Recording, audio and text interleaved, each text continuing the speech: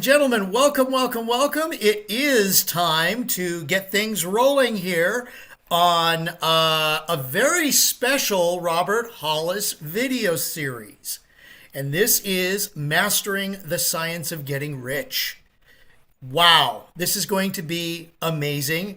I hope you're looking forward to it, and I hope you're ready to take notes because this is going to really be good. We are gearing up to follow the certain way.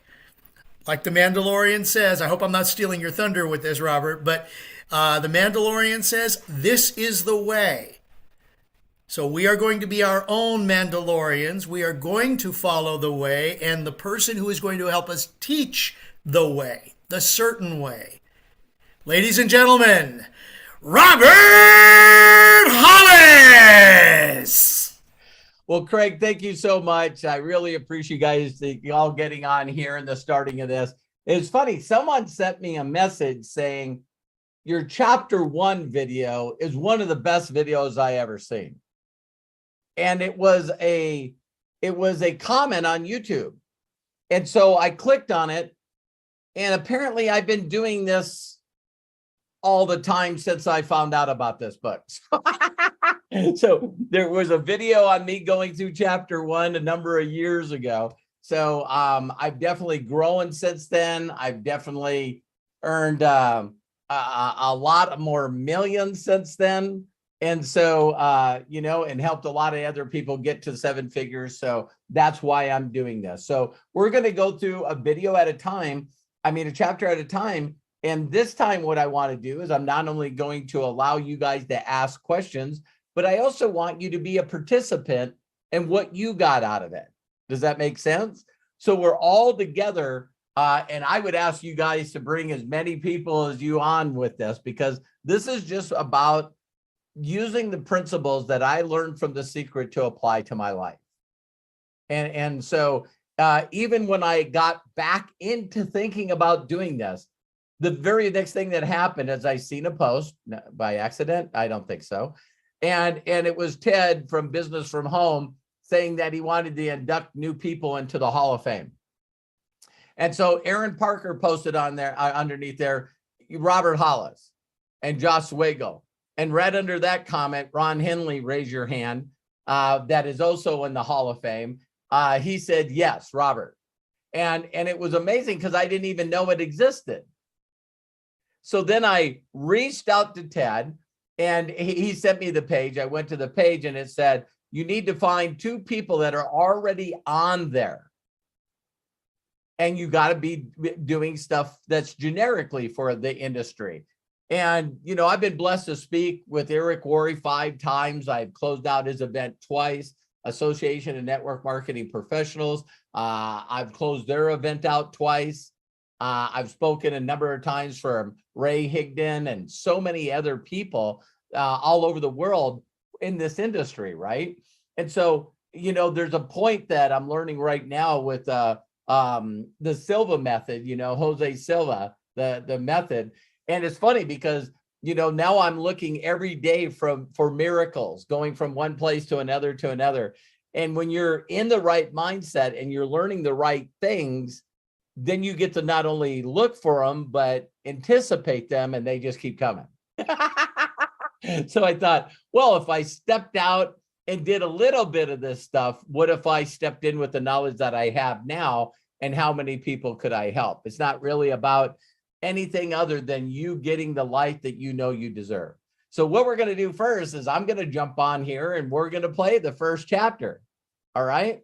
All of them are really short. So, if you want to do something and you already got this information and you're already changing your life and others, you don't have to listen to this part. But I'm going to listen to this part, even though I've listened to it probably, I don't know, hundreds of times. So let's go ahead and get started here. And then I'll do a synopsis of what I think. I was telling everybody, since I did this, I put this on here. How many people know that you already can find the science of getting rich online? Okay, so why should I do it? Well, since I've done it, I told Ron and Craig We went from 200 views a day on YouTube to 700 to yesterday over 1,000 views. So I don't know. I just started it, and I know there's a lot of other people doing it, but they're not us. Did you notice I didn't say they're not me? I said not us. Okay. So. Chapter 1. The Right to be Rich. Whatever may be said in praise of poverty, the fact remains that it is not possible to live a really complete or successful life unless one is rich. No man can rise to his greatest possible height in talent or soul development unless he has plenty of money. For to unfold the soul and to develop talent, he must have many things to use, and he cannot have these things unless he has money to buy them with. A man develops in mind, soul, and body by making use of things, and society is so organized that man must have money in order to become the possessor of things. Therefore, the basis of all advancement for man must be the science of getting rich. The object of all life is development, and everything that lives has an inalienable right to all the development it is capable of attaining. Man's right to life means his right to have the free and unrestricted use of all the things which may be necessary to his fullest mental, spiritual, and physical unfoldment, or in other words, his right to be rich. In this book, I shall not speak of riches in a figurative way. To be really rich does not mean to be satisfied or contented with a little. No man ought to be satisfied with a little if he is capable of using and enjoying more. The purpose of nature is the advancement and unfoldment of life, and every man should have all that can contribute to the power, elegance, beauty, and richness of life. To be content with less is sinful. The man who owns all he wants for the living of all the life he is capable of living is rich, and no man who has not plenty of money can have all he wants. Life has advanced so far and become so complex that even the most ordinary man or woman requires a great amount of wealth in order to live in a manner that even approaches completeness. Every person naturally wants to become all that they are capable of becoming. This desire to realize innate possibilities is inherent in human nature. We cannot help wanting to be all that we can be. Success in life is becoming what you want to be. You can become what you want to be only by making use of things, and you can have the free use of things only as you become rich enough to buy them. To understand the science of getting rich is therefore the most essential of all knowledge. There is nothing wrong in wanting to get rich. The desire for riches is really the desire for a richer, fuller, and more abundant life, and that desire is praiseworthy. The man who does not desire to live more abundantly is abnormal, and so the man who does not desire to have money enough to buy all he wants is abnormal. There are three motives for which we live. We live for the body, we live for the mind, we live for the soul. No one of these is better or holier than the other. All are alike desirable. And no one of the three, body, mind, or soul, can live fully if either of the others is cut short of full life and expression. It is not right or noble to live only for the soul and deny mind or body, and it is wrong to live for the intellect and deny body or soul. We are all acquainted with the loathsome consequences of living for the body and denying both mind and soul. And we see that real life means the complete expression of all that man can give forth through body, mind, and soul. Whatever he can say, no man can be really happy or satisfied unless his body is living fully in every function, and unless the same is true of his mind and his soul. Wherever there is unexpressed possibility or function not performed, there is unsatisfied desire. Desire is possibility seeking expression or function seeking performance. Man cannot live fully in body without good food, comfortable clothing, and warm shelter, and without freedom from excessive toil. Rest and recreation are also necessary to his physical life. He cannot live fully in mind without books and time to study them, without opportunity for travel and observation, or without intellectual companionship. To live fully in mind, he must have intellectual recreations, and must surround himself with all the objects of art and beauty he is capable of using and appreciating. To live fully in soul, man must have love, and love is denied expression by poverty. A man's highest happiness is found in the bestowal of benefits on those he loves. Love finds its most natural and spontaneous expression in giving.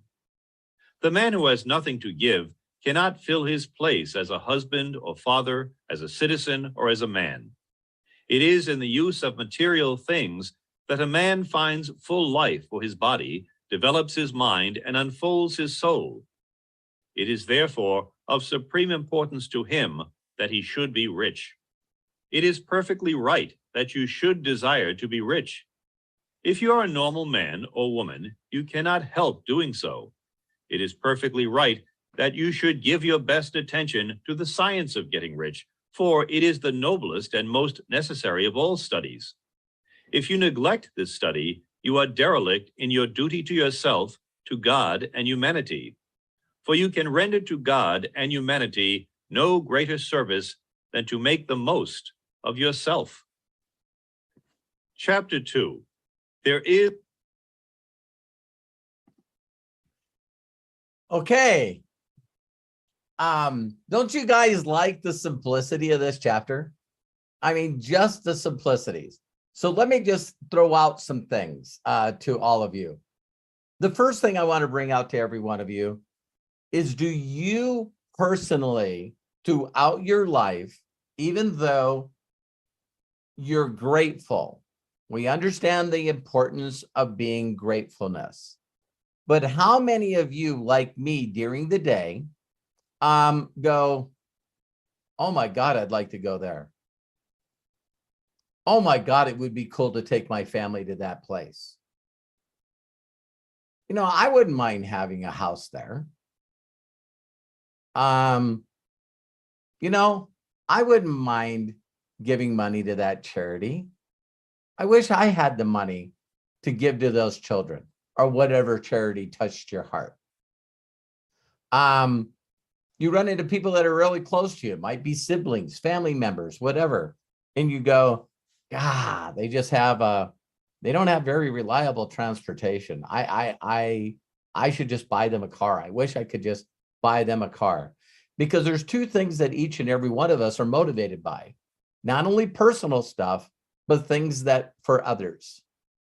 And so the one thing that I think is very unique about this chapter when I listen to it is, first, why does the rest of the world not teach this book? And secondly, why are we taught the opposite of this book? Because having money makes you evil. Having money makes you mean. Having money makes you all these awful things that none of us desire. Are you guys following that? It's like the last thing, and see, a lot of us probably still suffer, including me, from those people that have the shirt on that says they. Well, what are they going to say? You know, I'm still looking for the group of these people that all have the they shirt. You know what I mean? And it's this constant mentality of us going, well, I wonder what my mom would think, or I wonder what my siblings would think. I wonder what my classmates would think. You know what I mean? Why do we think those things? We think those things because we thought those things. We end up being in a circle where we have this constant thing where all of a sudden you're at an intersection or you're driving or something, and this red convertible car pulls up and it's really loud. You know what I mean? Can't tell what it is. Could be a Lamborghini, could be a Ferrari, could be a Bugatti, it could be anything. And we look over, and the first thing it does is it grabs our attention. Red, loud. You look over. And then after you look at it, your very next thought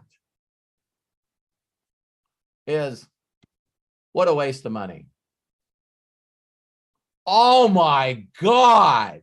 Who would be so stupid to buy that? I could use that money and actually buy probably 24 Ford F1 pickups.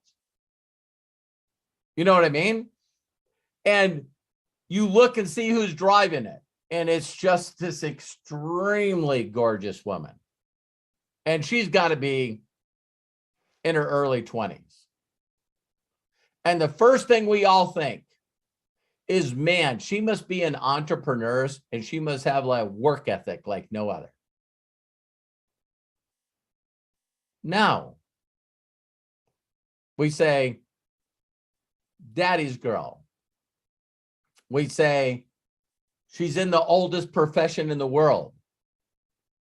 Nowadays, OnlyFans. Isn't it hilarious that we look at that and we want to immediately label the person everything that we don't want to be? Right? So if it was a good-looking guy in his 20s, sugar mama. Still could be the oldest profession in the world. Professional athlete. Right?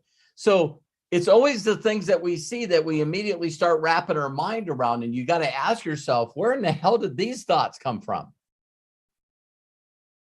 Are they really just random out there so all of us can grab onto them? Or is it a defense mechanism to make us feel okay with us?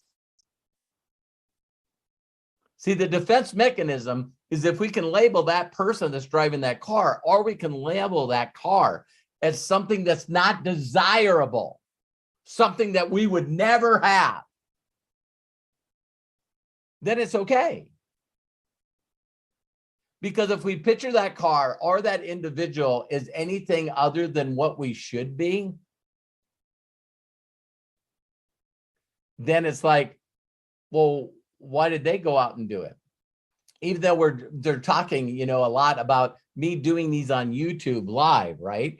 There's people that make millions and millions and millions and millions and millions of dollars on YouTube. And Mr. Beast, one of the very, very, very, very top people, started out by doing nothing but doing video captures of the games that he was playing. So he knew people didn't understand Minecraft. So he was visually on YouTube showing people how to be able to get through certain things in a game. There just happened to be millions and millions and millions of people playing Minecraft and some of the other games. But he started making so much money from YouTube that he didn't know what to do with it. So then he started giving it away and kept giving it away and kept giving it away. So now they estimate this guy makes $1 to $2 million a month in income. So how many of you would be okay? He wasn't. He hired a professional actor in Spanish language. I wish I knew who it was. But they said if you listen to his voice, it'd be like listening to Morgan Freeman here. Right? You'd hear the voice and it's like, oh, Capital One, that's Morgan Freeman. You know what I mean? And he found a person that everyone knew their voice in the Latin world, and he paid him the highest money to go through every video he's ever created on his channel and do it in Spanish. So this doubled his income. Now he's reaching out, and every language he's finding someone that is comfortable doing voiceovers in their language, and he's doing this in every channel. So now he's got 2 million coming in a month, then 4 million a month. And this guy consistently is looking for ways to be able to give money back to mankind. So we all think that, oh, if I was making $100,000 a month, that'd be more than enough money. Not if your goal is to serve mankind. Not if your goal, see, the reason that people don't understand Elon Musk, stop worrying about what they are going to say. But people don't know that Elon Musk said, well, not only we're going to make an electric car, but then it's going to be open source and I'm going to put it on the internet so everyone can take it. Because I feel that this is something I got to do. And he's doing the same with the Boring Company, and he's doing the same with SpaceX. We shouldn't wait every 10 years to go to the moon. We should be able to go every day. And people shouldn't take 20 hours to fly across the earth. Because if we put them in a rocket and it flew up in the air and the earth rotates, it could come right back down and land, and you could be any place you want to go in an hour. Do you guys think we'll see that in our lifetimes? It's crazy, isn't it? So I don't think he did it to make money. Because if you know his whole story, as soon as he sold PayPal, he took half and bet it on Tesla and half and bet it on SpaceX. It didn't grow as fast as he wanted it to. So he had to borrow money from his brother and sleep on his couch. I know this for a fact, and don't get mad at me for saying this. Me and a lot of people that are on this channel that will watch it live or recorded, if all of a sudden you got a windfall of $1 billion, how many of you honestly say, oh, I sold the company after taxes and everything, I got $1 billion. I'm going to take $500 million and put it in this company and $500 million and put it in this company. How many of you would at least keep 3 or 4 million for yourself?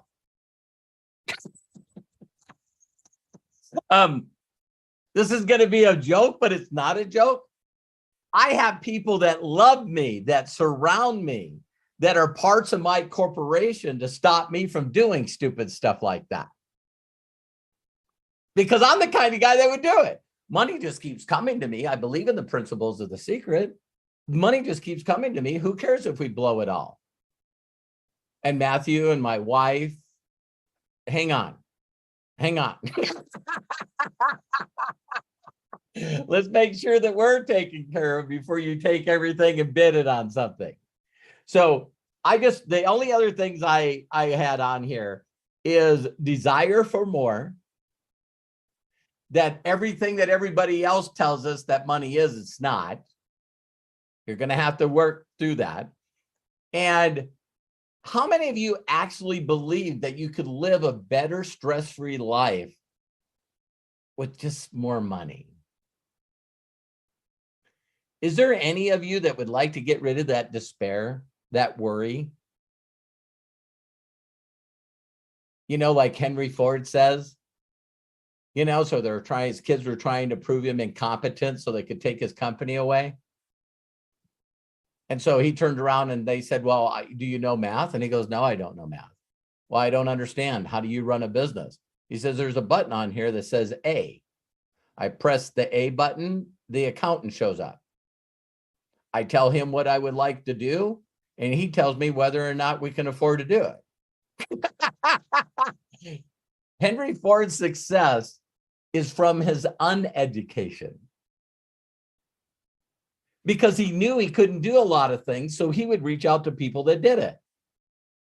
In the olden days, you guys, the reason that the cars were so long is because they kept putting a cylinder in front of another one. It's called inline. So it was an inline 1-cylinder, then 2-cylinder, then 4 cylinders. There's 3-cylinder motors out there. And they went to 8, then they went to 12, then they went to 24. And it was Henry Ford that said, man, we got to stop making the nose of the cars too damn long. That's a lot of material. We should take 4 cylinders on one side and 4 on the other. We should make the motor wider and put them like this. And every engineer that lived at that time said it couldn't be done. Can't do it. No way to figure it out. And Henry Ford, uneducated, said these words. Look it up. He says, I've already seen it in my head. I've already seen the cars that are shorter because of the shortness of the motor. I've already seen it. If you guys can't do it, do you guys know of someone who can? Because I guess I just have to fire you guys if you say it can't be done and look for someone that did do it. How many people think you become a little more motivated when your job's on the line? And then all of a sudden we had this thing called a V8. As soon as one person like Elon Musk makes a very safe and fast car and everybody says, okay, that's pretty cool, it didn't take long for Ford to jump on it, General Motors to jump on it, Mercedes to jump on it. Why does every car and make now have an electric car? Do we have enough cars in the world already? Then you got states like California that say, hey, if you have a fuel car, you will not have a fuel car in whatever year it is. So, 2035, you won't have a gasoline vehicle. You'll have to drive an electric. And there'll be people that will fight it, people that will ignore it, and then people that will adapt it.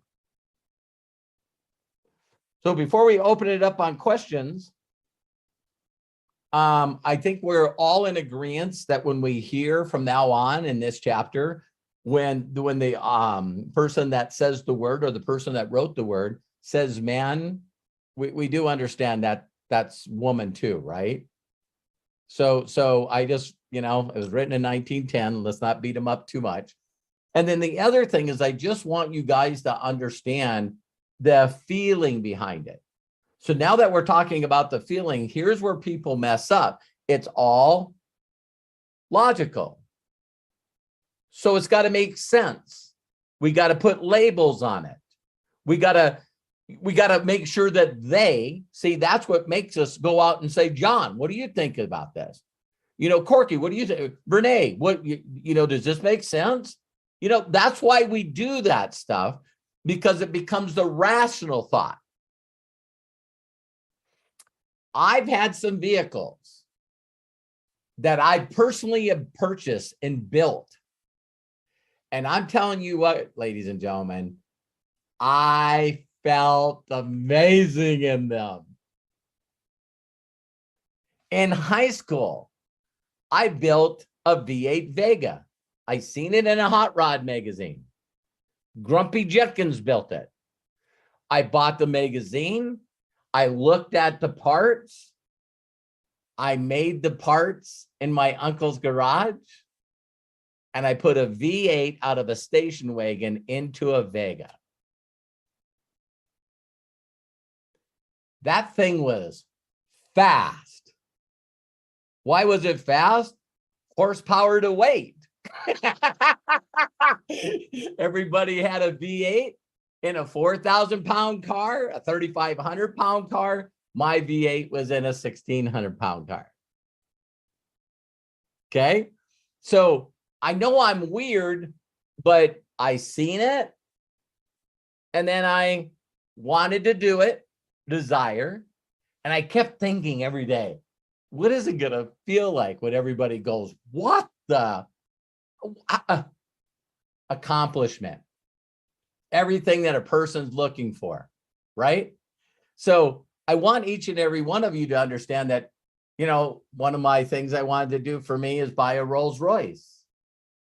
Bought it off the showroom floor, walked into the dealership in Vegas and drove a $330,000 Rolls Royce off the showroom floor.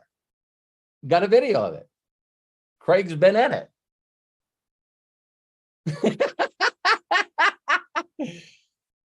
Now, when people pulled up to me, when we were driving in Vegas and people pulled up next to me and in LA.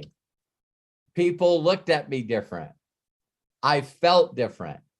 I had a bunch of naysayers that said that I would never do this. If you ask some of my relatives, they go, what does Robert Hollis do? My God, he's all over the internet.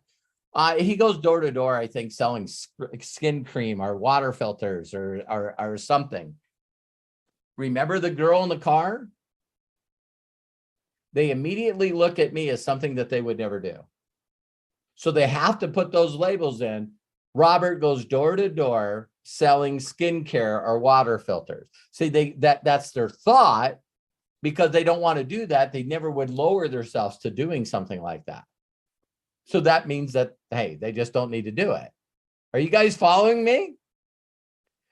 And so I think I shared this story where, not bragging, but every one of my family's favorite uncle, Donnie Nice, my mom's maiden name is Nice. And when Donnie died, my wife and I went to Williston, North Dakota for his funeral. And guess what I was driving? I did not have to say anything to anyone. And you know what was the funnest part about it? Is most people older don't know what it is. I had no idea what the hip hop and rap industry did to young kids. Because all of them had young kids and video games and watching music. And I pulled that car in and I heard a little kid go, Jay-Z's got one of those. That is a Rolls Royce. That thing's like over $300,000. And everybody else is looking like, what? What the hell are you talking about? I thought it was funny that all my relatives had kids that knew what that car was, and they were going off on their parents.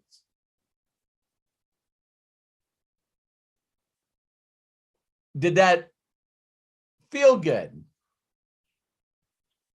Oh, yeah. Yeah, that felt good. Set in my garage for 3 years, had a 3-year lease on it. I think it had 4,000 miles on it. The person that drove it the most was my son, Kyle, because every time Terry and I needed to go to the airport, he would say, can I take the Rolls? And I said, I don't care. It's just a car. So then there's other things that I've done for my wife. There's other things I've done for my sons. You know, do you guys realize that Matthew has never had a job? Kyle's never had a job. And Matthew and Hannah, his wife of almost 9 years now,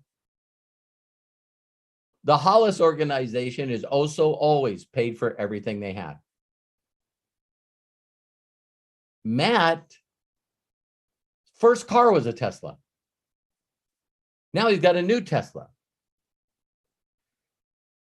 Some of the people, they, with t-shirts, right, say, wow, it sounds like you spoil your kids.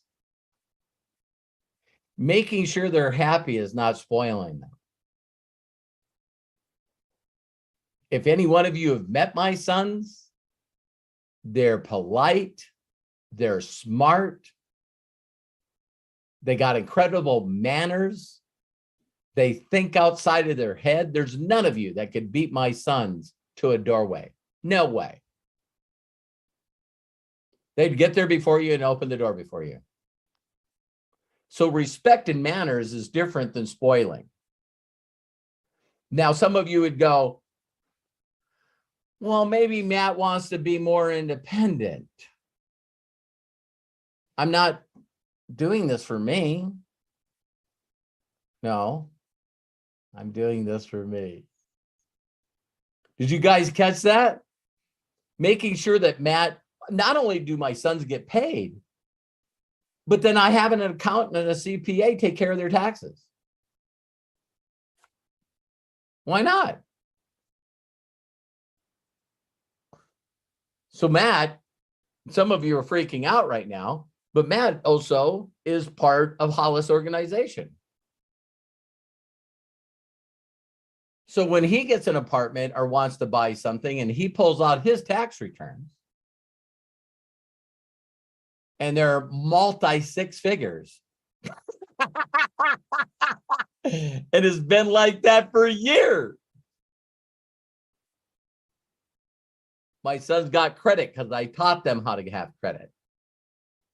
See, the people in the t-shirts that I grew up with, as soon as Matt was old enough to get a job, his ass needs to be out of the house.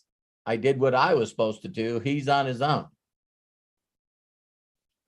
I want Matt and Hannah to be taken care of because I read chapters out of this book that talked about being creative. Can you imagine being in a state of mind where every day you woke up and you were in the creative state?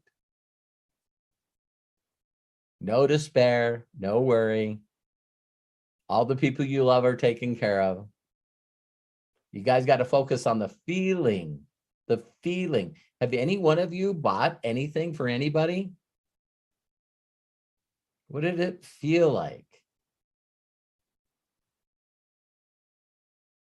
So that's what I got to talk about. So Craig, we're going to turn it back to you. And I just want you guys to know that this is not a Q&A. If you have questions about it, if you're looking at it and you had a question like, yeah, well, I was told that the meek will inherit the earth, I would just very simply say, how is that working for you?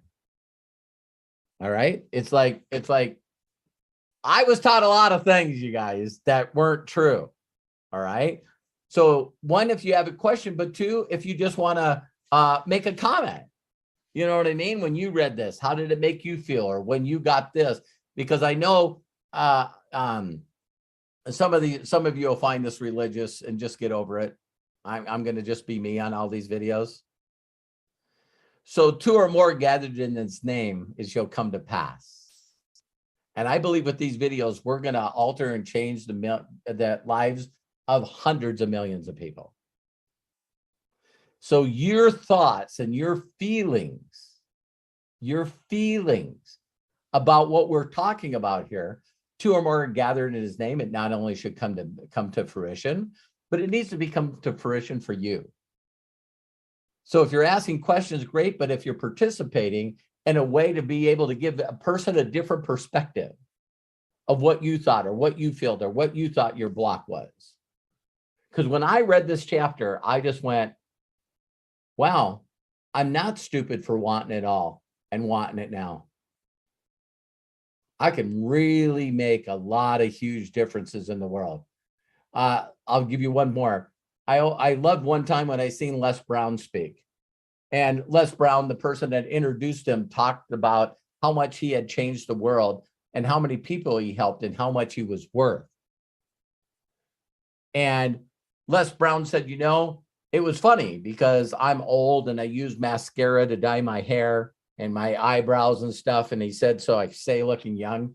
But he says, it's amazing that women come up to me in their 20s and 30s and they're hitting on me. And I know I don't look good. And I know that I'm old. But he says, it's funny how women will look at me and go, you know, you got earlobes just like Denzel Washington.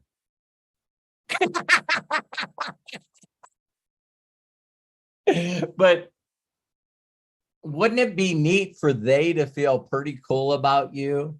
And even when they were saying bad things about you, they were jealous. Right? So let's go ahead and open it up. Craig, I hope you don't mind. I'd like to start with you. Oh, wow. Okay, I was not expecting that. You know, the first time that you shared with me the science of getting rich, it was like, okay. And then I actually started to go through it chapter by chapter, and I was like, oh my gosh. And in a sense, it's like what you said, it's not religious, even though it does talk a little bit about Jesus a few times. But if you look beyond that, and it's not that much, it's universal. It is about your belief. following the certain way, whether you're Christian, Catholic, Jewish, Muslim, Hindu. What is the certain way to you? Why do these people have so much success? Why do you have the right to be rich? Which is chapter 1.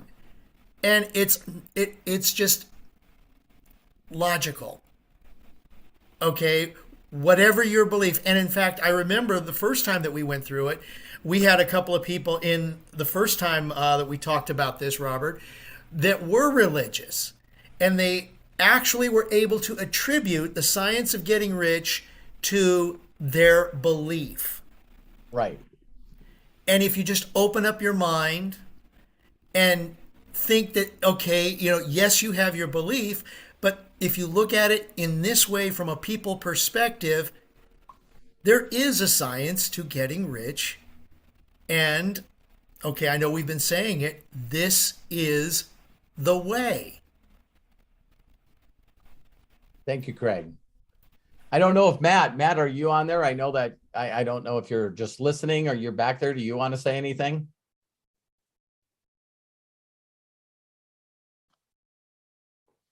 I was thinking he might be taking Rue out. They got a new puppy.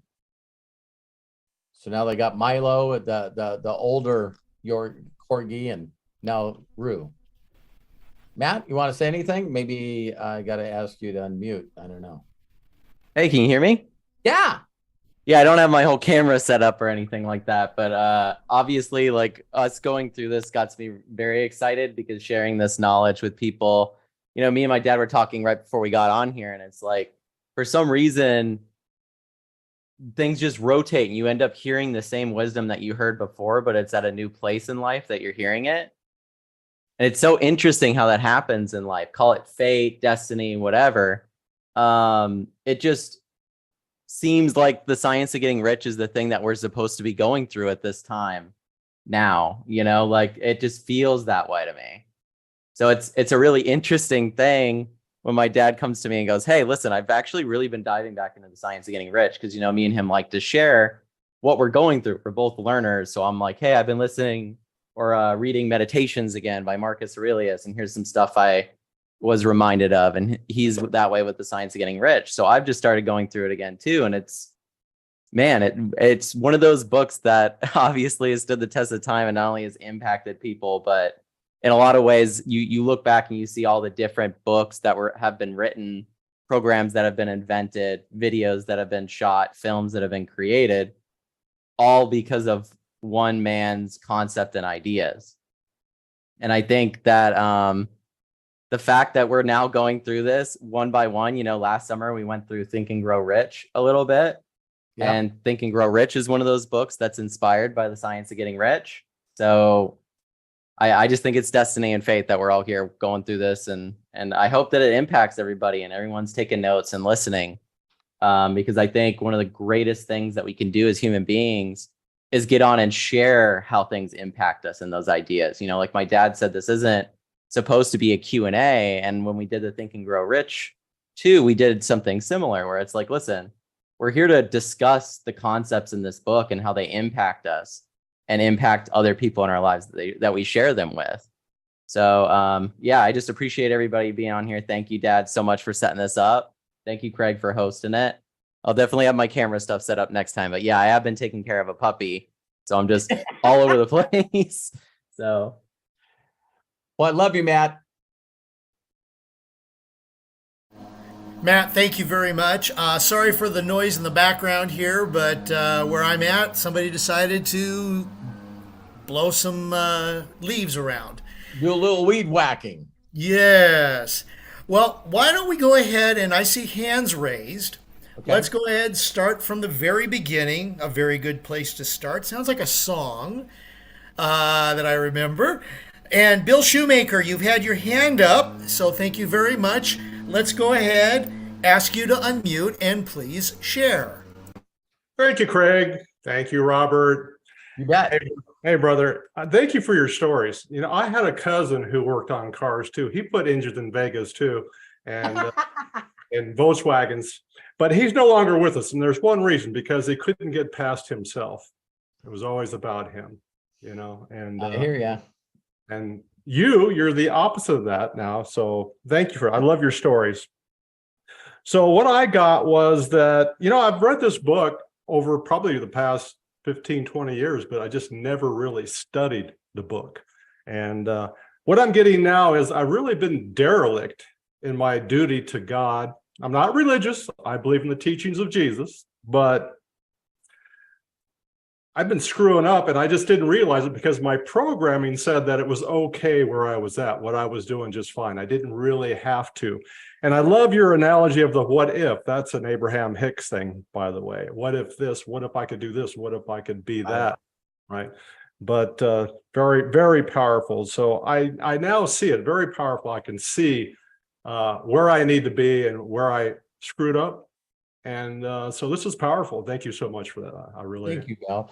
I got a quick question for you, because I want this to be a mastermind, which, Right. regardless of what you guys might think, what if it's the master's mind? You know what I mean? So mastermind. So, all consciousness coming together. What did you feel, for those of you that are religious? You're not ashamed to say that you're religious. How did the sentence that said, by you not being what you were created to be, as a sin?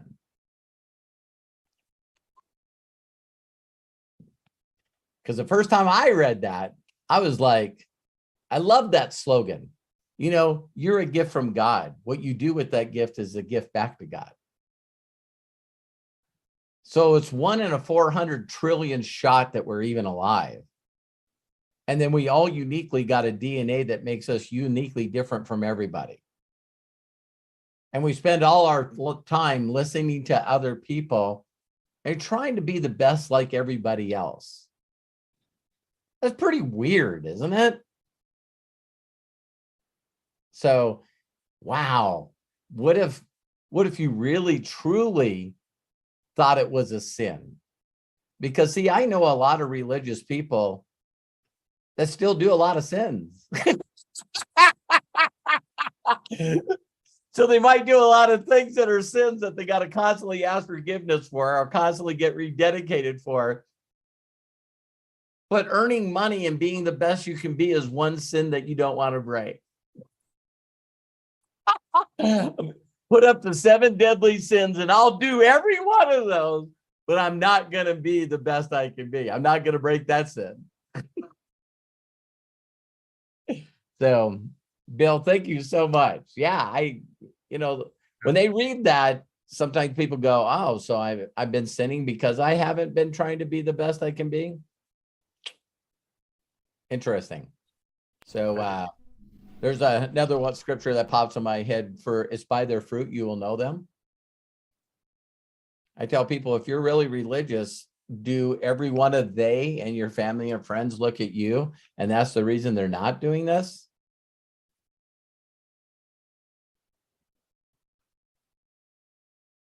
They're not telling you. They're like, dang it, man, you get in every program that's out there and you never do anything with it. That might be a unique way to get people to ask you what you believe in, is if you actually left clues. So thanks, Bill. Craig, back to you. Yeah, thank you, Bill. In fact, if I'm not mistaken, in the book, or at least the way that it was interpreted that I heard it, it was like, doesn't God want you to be rich? So, and the way that this book teaches you, again, sorry for the crazy noise. We can hear it. It sounds like a stereo, though, because he's moving around. So it's yeah, he is. But I mean, if he wants you to be rich, how are you going to get rich? And the book tells you how to get rich without taking advantage of people. And that's another thing that is brought up in The Science of Getting Rich. And I'm sure we're going to go over that in the later chapters. But anyways, had to follow that up. And it was thank you, Bill, for bringing it up. Lisa Marie, I see you have your hand up too. Let's go ahead and unmute and please share. Hey guys, Hi, Lisa. how are you? I am so excited about this. Um, Hercules. I know I am so excited. This is I have been waiting for this, I think. But let me tell you, when the first time that I was introduced to this book was through Melody's course. That there and I'm telling you, at first it was way over my head. I did not get it. It's like I didn't get it. And I had to read it several times. But then when I had to go live and do each chapter, oh my freaking God. I mean, that put me outside my comfort zone big time. But I got over it and I ended up doing 2 book clubs on this. But I have to tell you, I still have not had it. I don't have it mastered. Otherwise, I would not still be in the same situation. Right. Right. So, anyway, I'm still over the moon excited because what I think I do understand the book now. I do. Yeah. But knowing what that book says and memorizing it for that matter does not do it. Nope. You have to live by those principles. And that is what I admire about you. Well, I love you, Lisa Marie.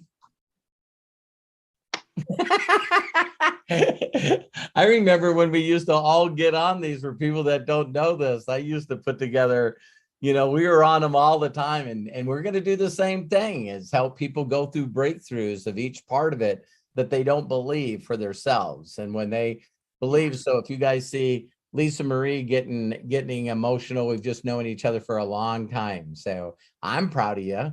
Yeah, I know that you keep getting better. And so thank you, Lisa Marie. I thank you for the kind words. I love you so much. Thanks. But I do want to say more. I'm not done yet. Oh, you always set me up like that. Sorry. But just reading the book, I have to ask you, your videos that you did on each of those chapters, that freaking got me. I mean, that got me hook, line, and sinker. Where, do you know what I mean? Yeah. Your don't ever get rid of those. I want them. I want them because they inspire me. Well, thank you. Thank you. They do.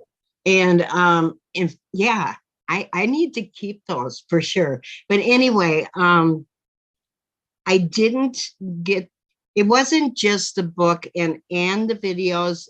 It was coupled with a lot of things that finally got it for me.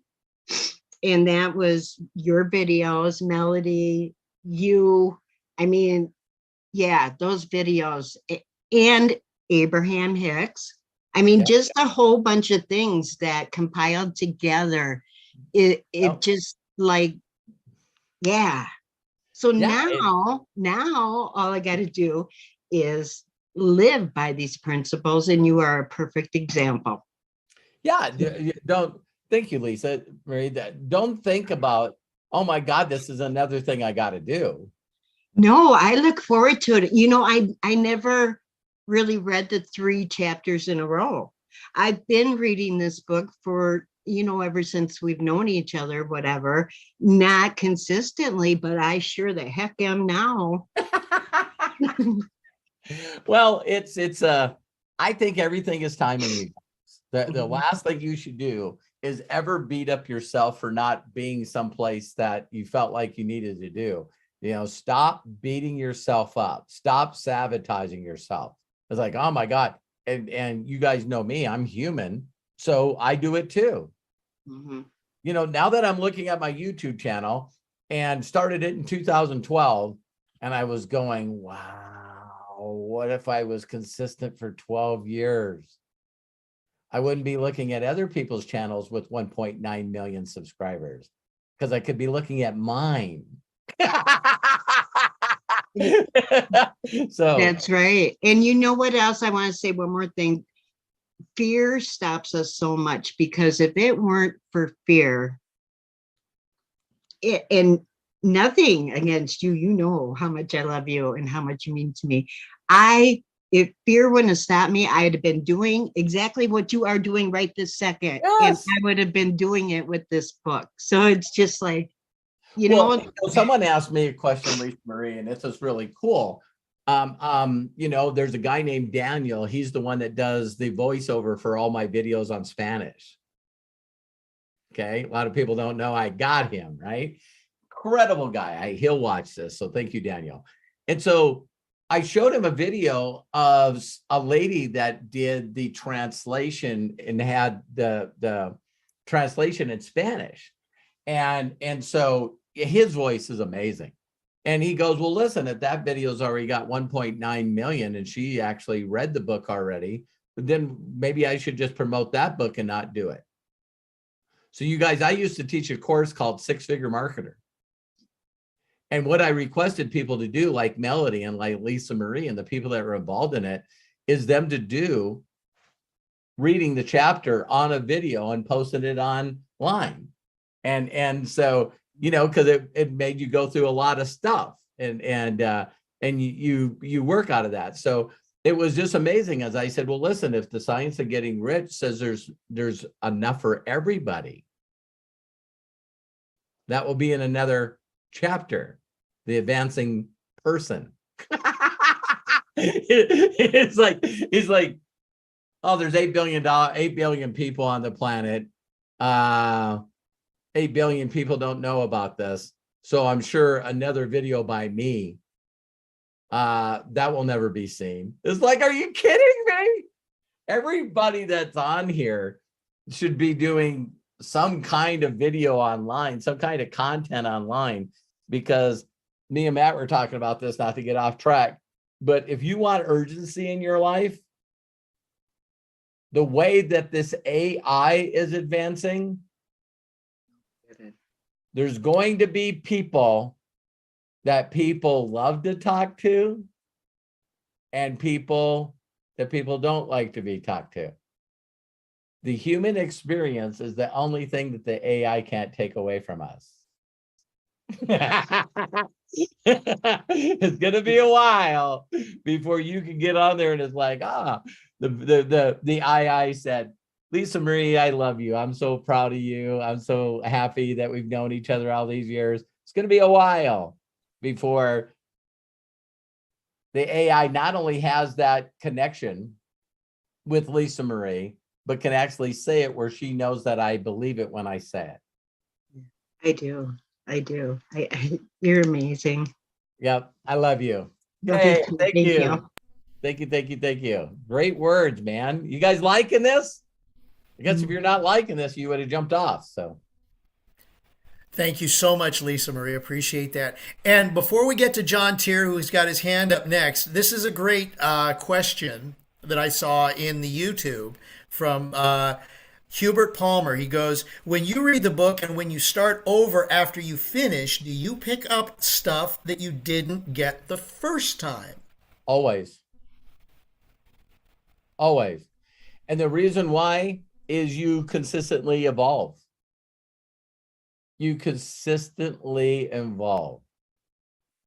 So, when I met Terry, there's a lot of things that we did together that we don't do now. But I'm more in love with her now than I ever have been. Some of you understand that. Some of you get it. It's like you grow up. So as you grow up, you look at things and you're going like, the simple thought of giving versus forcing down people's throat. Say ignorance on fire. As you guys know this information, so you reach out to everyone you know and you go, listen, you have to stop everything you're doing right now and you have to read this. And I know the 3 chapters take about 11 minutes. So I'm going to call you back in 11 minutes and we'll discuss you going through those 3 chapters. See, some of you are going to blow this totally wrong way. Instead of treating it like a gift, you guys are going to treat it like you have new wisdom. So now you get to slam that down people's throats. It's the same reason that people don't like religion. Is you feel like because you possess this knowledge, that you need to, oh, there's a whole chapter about that. We'll talk about that later. Okay. Thank you, Craig. Thank you, Robert. John Tier, your hand is up. Please unmute and share with us. Hey, everybody. It's so good to see everybody. Craig, Robert, Matthew, man. So I had just a kind of wrote down a few things. Robert, you mentioned something about the car and why people say, "Oh, I just need a car to get from A to B." And say, I used to be like that until one day I went on a road trip with some friends and they rented a Lincoln Town car. And so I drove that car, all the way where we went. And when we came back, and I was like, oh, yeah, it's a car. Then I went and sat in my Beretta and I was like, what is wrong with my car? Why is it doing like this? And then it dawned on me like, oh, that's why they pay that money for that car. Yeah. And of course, nowadays I drive a Lincoln. So that's just let you know. Yeah, it is. Yeah. Right. It's back to me. There's a scripture that says money answereth all things. And in my life, the majority of my problems have always been surrounded by money. Everything else has been pretty simple. It's the money aspect that's been, the biggest problem. Right. These principles are universal and they're also biblical in nature. Now, here's one that says, be fruitful and multiply and subdue the earth. These things, these are universal principles. The problem is what I found out, because I had the Science of Getting Rich a number of years ago. When I first read it, I threw it across the room. That guy doesn't know what he's talking about. It's wrong with him. It's a sacrilegious. Yeah. No, the problem was not the book. The problem was my lack of knowledge of the Bible. That's what the problem was. And see, and as I grew in learning what the Bible was saying, I realized these principles have already been written down. Yep. Just because it doesn't say it the way he says it in nature, in decrees, these principles are actually biblical decrees, universal decrees. Sowing and reaping cannot be changed. Right. The law of reciprocity is what it is. Yep. So those things cannot be changed. And yet these are the things that he talks about. And these are the things that you demonstrate when you give away the Science of Giving Rich. It is the law of reciprocity. It is a sowing and reaping. Yeah. And you said earlier, the one who gives it away the most will reap the most. Well, that's sowing and reaping. Yes. And here's the great thing about sowing and reaping. The game is rigged in your favor. Wow. Because you got to understand something about giving and sowing. It says that he's able to give seed to the sower. Yep. So think about that. So you'll never run out because he's all abundance anyway. Amen. So that's what I wanted to say about that. John, thank you so much. The funny story I got about that is my wife, first time that we drove an Escalade, we used to have a decked out Suburban. And then when the new Escalade came out, we got it, right? And it was so hilarious. The same people, all the friends that I hung around, they would say this statement, John. They would say, a Cadillac Escalade is a GMC or Chevy Suburban with a $20,000 chrome package. I've heard that too. Yeah. And one of my friends, his name's Josh Flowers. I got to reach out to him. It was the guy that I went and did the meeting for in Fresno when the Science of Getting Rich took off for me. And I said, well, let's go to the meeting. So I pull in with the Escalade, and we always got one that's got everything, right? And so we pull in, and I said, listen, you want to drive? And he goes, sure. And so we went down the road, and then he pulled up on the on-ramp to get on traffic. And I said, jump on it. And he says, okay. And then as soon as he let off the gas, and I looked at him, and he said, wow, I've been lied to my whole life. And I go, what do you mean? He goes, I own a Suburban. And he goes, it feels nothing like this car. Like, you know, doesn't have the solid axle under the back with leaf strings. It's independent rear suspension. It's Right. like the way it moves. Cadillac makes their own motors. They don't use anything that General Motors or Chevy has. So you're right. You're right. It's the perception that, hey, if someone else, again, like I said in one of the other videos, the reason that my family and the people that I love deserve the best of everything is because I switched my paradigm, and the people that made that Rolls Royce have skinny kids. So I deserve the best food. I deserve the best resorts. I deserve the best cars. I deserve the best computer. I deserve the best of everything, because that allows me to help more people faster, more efficiently. And I gotta, success leaves clues. I want people to look at me and believe that a dyslexic auto mechanic can do this, and so can you. Listen, a friend of mine took me to a restaurant one day. It was Ruth Chris, and I had never been to Ruth Chris. Wow. And Wow. at that time, that was a number of years ago. And when they brought the steak out, it was still sizzling on the plate. And I was like, "What is this?" Boom. Yeah, and the steak does taste different than it does at Denny's, or at Perkins. You know what I mean? Yeah. I every once in a while we have to stop there because we're doing some road trips or whatever, or Perkins, and I look on the menu and it says steak, and I went, okay, I'll take a steak. That's not a steak. I don't know what it is, but I've eaten steaks and it changes your perception. Yes. Yes. So, John, thank you very much. Alrighty. Yeah. John, thank you again. Great. Corky, I see you got your hand up. Scott and Dana, you guys are coming up. But Corky, let's go ahead, have you unmute, please, and share. Hi there. Thank you. Thank you. Hey, how exciting. I'm so excited for this. So excited. Hey, Robert, somewhere I have seen on a videotape or somewhere of you actually drag racing that Vega. Yeah. It's out there somewhere. Years ago, I saw it. It was your Vega. No, it was there's a video out there of me just doing burnouts a little bit with the Pro Stock Camaro that we had. Okay.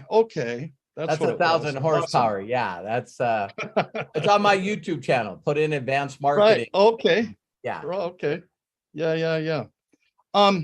The thing that I have a testimony, I guess the best way I could say it is that last week I started looking at air flights to the for the View in Nashville. I went, holy cow! I had no idea how expensive airlines have gotten. Now I had just flown down to Dallas and I knew, but I got a pretty good rate. But going to Nashville, it was like double what I was paying. Are you flying first class, Corky? No, not yet. Well, why not? All right. Let me finish my story. Back to your story. So I was looking at him going, there's just no way I can be doing this. There's no way that we can fly. I'm bringing my wife, and the Sunday is our anniversary. So, we thought, well, I'll go and stay a day late or a couple days and we'll do some, anniversary stuff, because Sunday we're still in doing the View.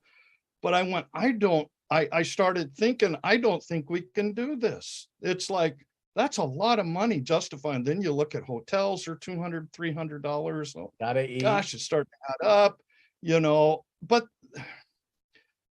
my wife even goes, yeah, she's like, really, like, she's the one in my life. Let's just, she's a little more hesitant on doing stuff like that, spending that kind of money. And I said in my mind, all I did is make the turn because of what I've been doing since then. But my first reaction was to go, no, it's not going to happen. There's just no way I can, justify that kind of money. But then Saturday on the AMA, you had shared something with me and I dove into it. And actually, I'm going to share my heart too. I trust God. I believe in God and Jesus. And it says, but Proverbs 3:5 hit me, and it's the verse you gave me, is trust in the Lord with all your heart and lean not on your own understanding. And that's exactly what you were talking about earlier.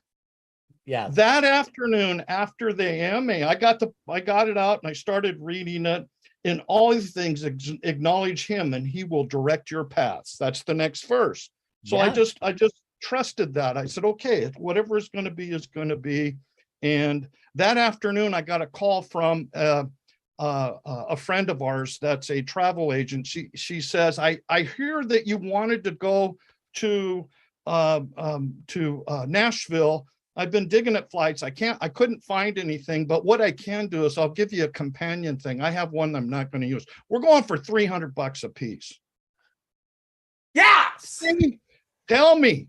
Now I'm unstoppable. I'm going to church with tears in my eyes the next day that I am highly favored. I feel highly favored in this. Yes, you are. It's Corky, just thank you for absolutely blows me away. Corky, when I started this course, I thought of you because the reason I thought of you is because you and I are looking for an angle for your marketing. You know what I mean? And it's like, did you know that Santa gives away gifts all year round? Yes. Yeah. Yeah. And people are like, what? And then they plug Right. on, and the gift that you're giving them is the science of getting rich. Right. Exactly. No, I that's the way I've been thinking about it. This has been a total paradigm shift. There was another thing I was going to add to it. It'll come to me. I like it when you say, yeah, it'll click in a minute. But Thank you, Corky.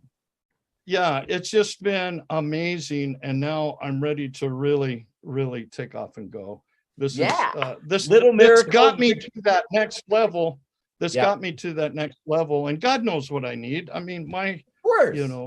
So of course, he filled your heart with joy when you were being Santa to all those people that loved it in TikTok. He's got a bigger dream for you, that's for sure.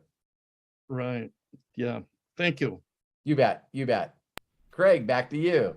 Thank you, Corky. And Robert, what is your favorite phrase that Corky kind of alluded to? Uh-oh.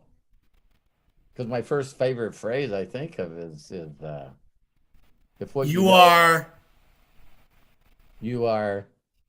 amazing. You are blessed, highly and favored, highly favored. and Yes, deeply yes. loved. Greatly blessed, highly favored, and deeply loved. There we go. Yep. Thank you, Craig. Yeah, you had me for a second. I'm like, I was in the secret frequency. You're like, what's your favorite thing? I'm like, Yeah. I just got one more real quick thing. Part of what I started to do is in this process, because of what this taught, is I was envisioning hugging you, Robert, hugging you, Craig, hugging you guys when I got to Nashville. I put the feeling in it, like it's going to be wonderful to meet some of these people in person that I've been here and giving them hugs. And I may get a little teary. I'm like that. So I'm please stay that way. Please stay that way. I'm that way. So can't wait to give you a big hug in Nashville. That'll be cool. Okay, Craig. Thank you so much. Scott McKinney, good timing for you to sit down. Please open up your mic and share with us. Hey, thank you very much, Craig, and thank you so much, Robert, for hosting this, the science of getting rich. Like you and John Tier said, I mean, it runs a lot like the Bible, but it's written in a different way, but there's giving, sowing, and then reaping. So it truly is a gift, and I'm loving it. Awesome. I feel like when I'm going through it this time, like you said, I'm a new person. I'm at a different place, and it's really, really not hitting me just here, but really right here. Yeah, the chapter that someone made a comment on was I said, see, I was in a different place a few years ago. And Right. guess what I titled chapter 1? Going from your head to your heart. Mhm. And I did not want to listen to it before I jumped on this because I don't need my old thoughts on how to use the science of getting rich. I want to use my new ones. Exactly. And I love what you said about I want it all and I want it now. I want it Yeah, all. that's another and I want good it song, now. isn't it? Yeah, that's right. So I'm going to get directly to my question here. And my question for you is, what's the best way to hold on to that creative feeling of it coming in and like it's already in now, and then being patient for it to come in without going back to your old ways of thinking, your old ways of doing?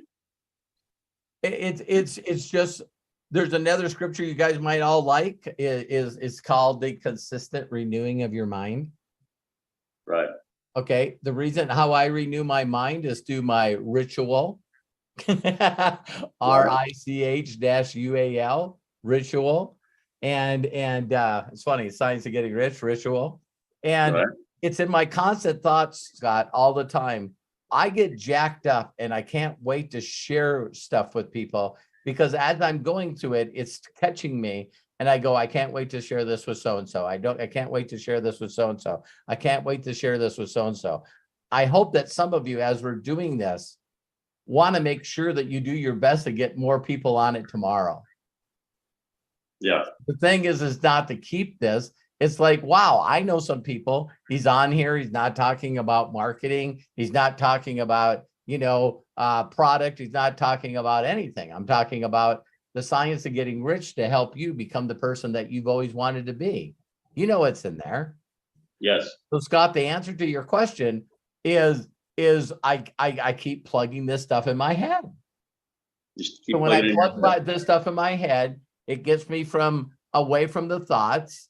And then when I get away from the thoughts, then I start becoming too creative. Maybe I might shortcut something, and even being stupid enough to actually think that I could replace this gift with a free enrollment in a company with technology and an app. What a moron. What a moron. It was my consistency thought of being an engineer of how could I make less steps? Less steps. But thank God, and I mean that, it came back to me. Right. And how it came back to me is honestly, you guys will be hearing me talking about this. My wife and I are going to the Jose Silva ultimate training with Vision Lacani. And as we're going through that, it was going, it just basically said, picture a time, and I was going like, wow. And I met Craig and Melody and I think even Scott back then, even Corky back then. That's weird. How many of you were involved with me in other programs before this one? Okay. So when I'm like locked in, tuned in, turned on, man, I got the frequency, it's flying. Then I'm going like, what me and Matt were talking. What is the main focus? What's the direction? Where we're going to focus on? And all of a sudden I get a post, and it's a memory that I showed you guys in one video where I went, I was bringing in 20,000 paid members a month. What the hell was I doing then? I'm going to share something with you guys, but it's not for this video. Have any of you ever watched the trailer to The Secret? Do you guys know that people would introduce me for a presentation? I would stand up and say, thank you very much for the kind words, but all I am is a messenger. And if you got a couple of minutes, I want to show you a trailer. And I showed that trailer before I did the presentation. And people were sitting in the room going, I want to know the secret. And I went, hey, I'm not only going to give you the videos and the audios and the free book to the secret, but let me really quickly share with you in a couple of neat examples on how I'm using the secret to not ever work for anybody.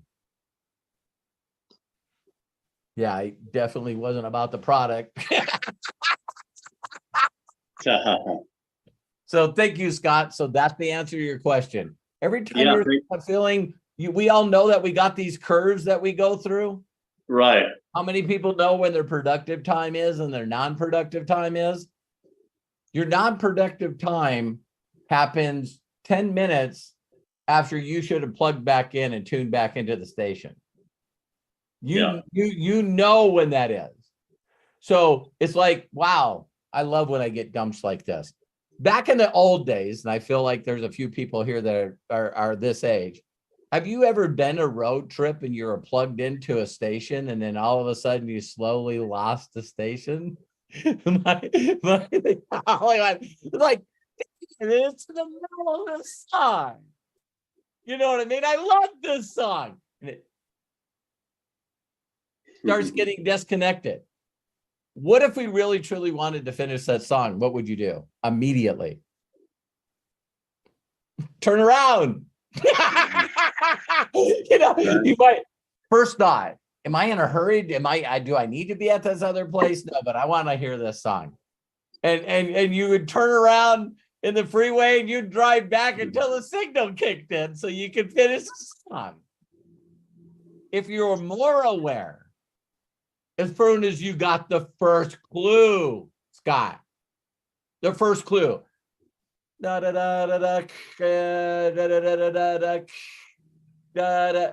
Stop. As soon as it started going, you got clues that you're getting off track. You got clues that your energy isn't stuck to the ceiling. You got clues you start hearing static, but you don't stop and plug back in. Nice. Love it. Stop. Okay, what do I listen to gets me jacked up? What can I put in my head right now to get me back in that space? EDM. Yeah, you guys don't realize that I don't, I just basically listen to something that I'm focused on, and I'll listen to Think and Grow Rich, or I'll think to Science of Getting Rich, and I'll plug into the audios certain chapters that I know as soon as I start listening to it, I'm right back. And what it does for me, Scott, with the Science of Getting Rich is as I'm learning it, I immediately want to share it with other people. So then I get right back into the mode of not selling, not trying to recruit, but trying to connect with people that need to hear about this at the right time, at the right place. They'll never forget who brought it to them. Right. Because that's how a super affiliate thinks. And even at a 1 or 2K level, or wherever you're at 5K, we should always be thinking like we're a super, even if on paper we're not. Is that correct? Yeah, absolutely. Okay. All right. Thank you very much. That was awesome. Thank you. Thank you, Scott.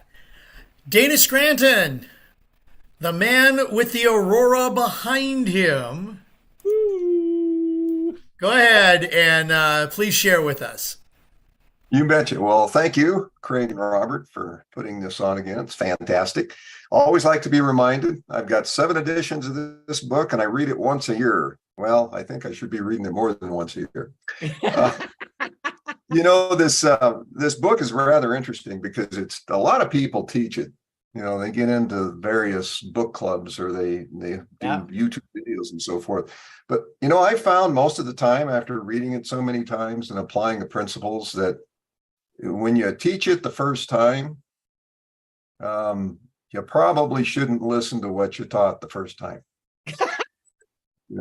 It's one of those things where you go through it. It's kind of like the Bible. You go through it and it means one thing on Monday, another thing on Tuesday, and next year it's a different thing.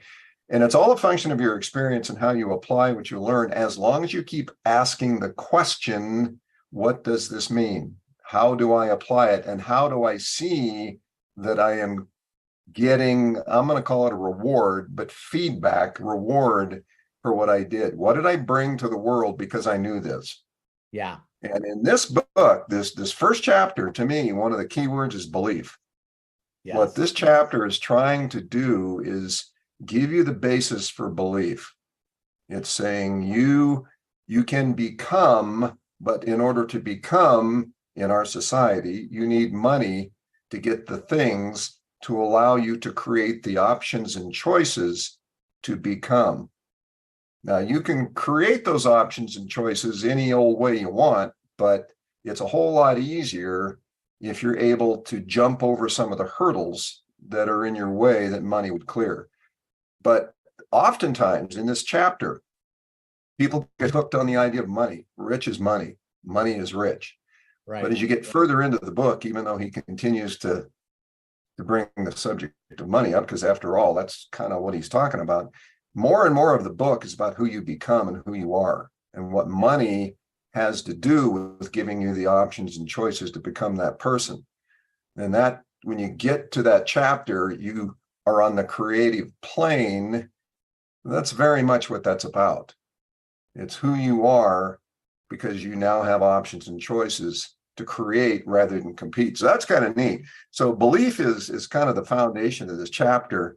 And the thing about the other chapters that are going to follow here is what they ultimately end up helping you achieve is knowing.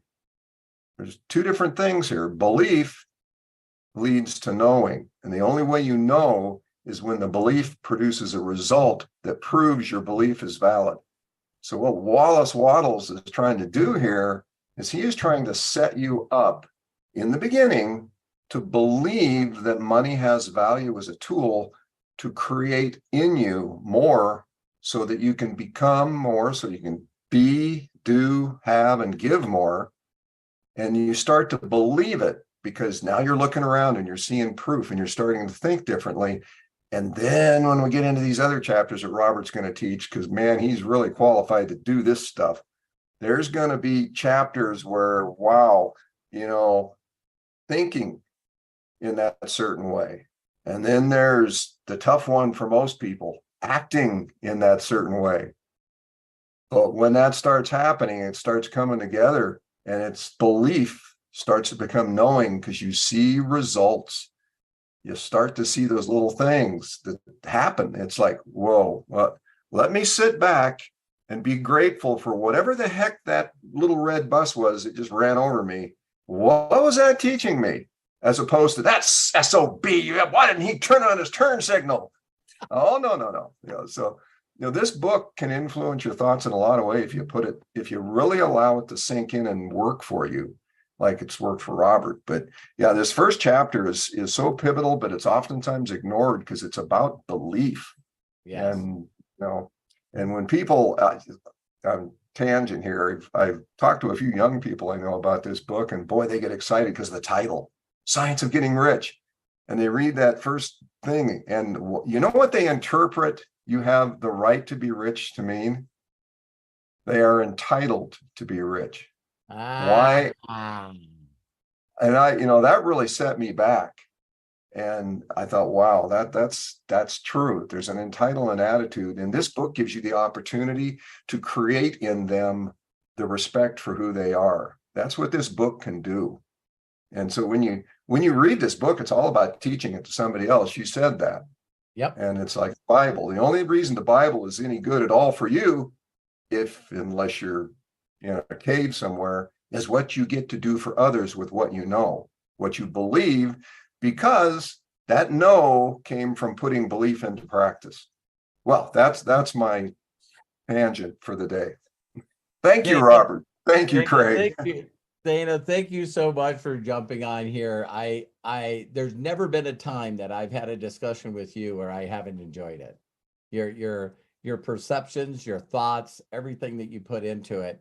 Thank you so much for contributing to this. I hope you can jump on as many as you can.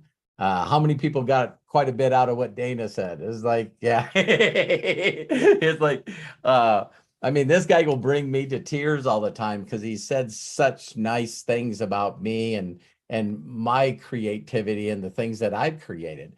And, I just love where he comes from. He comes from a different different perspective. And I always enjoy it, Dana. Thank you so much. Thank you. Craig, I think we're going to go ahead and close it out. We got 3:30 right on the nose here. Not that every one of these will last 30 minutes. I mean, hour and 30 minutes. But I hope you guys really enjoyed this, and the participants that jumped in and added in. I just want you guys to know that you don't have to do that. I've been in many stages in my life where, not only did I want to learn, and I didn't need to participate, because at that point in time, I was just too learning. My belief in my being enough and feeling worthy, why would anyone want to listen to me? It's that whole thing. So don't beat yourself up on that. And then the people that did participate, I'm just so proud of you, for your bravery. And, one of the things that we can take away from what Dana said is, the way we can really touch a lot of people as fast as we possibly can is making sure that you guys all tell people, guy, you got to not only watch this, but guess what? Make sure that they're plugged into the chapters that they can be available for, live if they can. So, the key to this is one of the things that Matt said, we're all participating in this right now because it's so needed. Oh my Lord, it is needed more now than my 61 years of being on this planet. You got a whole group of people, like Dana said, that whatever way that they were brought up, that they feel entitled, that they're always going to be depending on somebody else. I don't think I've ever said entitlement that way. But when you're entitled, nothing can happen in your life to make you fulfilled and happy, because everybody else has to do it for you. You have, and I think sometimes conservatives take it too far the other way, where it's like everybody on the planet needs to take personal responsibility. I take care of a lot of children that don't have any mom and dads. And that's one of the most fulfilling things I do, because I know how they feel. So growing up in foster homes, I don't know where they're supposed to get this original idea that they can just tap into the internet and plug into encouraging things to make them feel responsible so that they can change their whole life. Someone's got to intercede. A person needs to intercede. And Sean did that for me. Sean put me in front of somebody that knew this information, that shared it with me, that had documentation, and now I've been able to touch millions and millions of people. So don't keep this, share it. So we'll see you tomorrow at the same time. Any last words, Craig? Well, I would just say, please share this video with everybody that you can. The link is, of course, at the top of the URL, and if you share it on Facebook, it'll pop up and it'll come right up. We will be posting the link very shortly for tomorrow. And tomorrow, I love the way that, and you put it out really nicely, there is a logical sequence to this book. And so, people think the science of getting rich. What is this? I mean, yes, you have the right to be rich, but what do you have the right to? Well, there is a science of getting rich, and that's chapter 2. That's what we're going to go over tomorrow, right, Robert? Yep. All right. So 1 p.m. Pacific, 4 p.m. Eastern. Please join us. We'll post the links, and we'd love to see you back with us again on our next video on mastering the science of getting rich with Robert Hollis. Ladies and gentlemen, thank you so much for joining us. Please be good to yourself, be cash, and bye-bye. Thanks, Robert. That was awesome. Thank you, Robert. Thank you, Craig. Thank you, Robert. Oh, I'm sorry. So bye, everyone. You can unmute yourself if you want to say goodbye. Or did I Thank not? you, Robert. There you go. Have a great evening, See you y'all. tomorrow. Thank Bye-bye. you, Robert. Love you guys. Bye. Appreciate you. Excellent.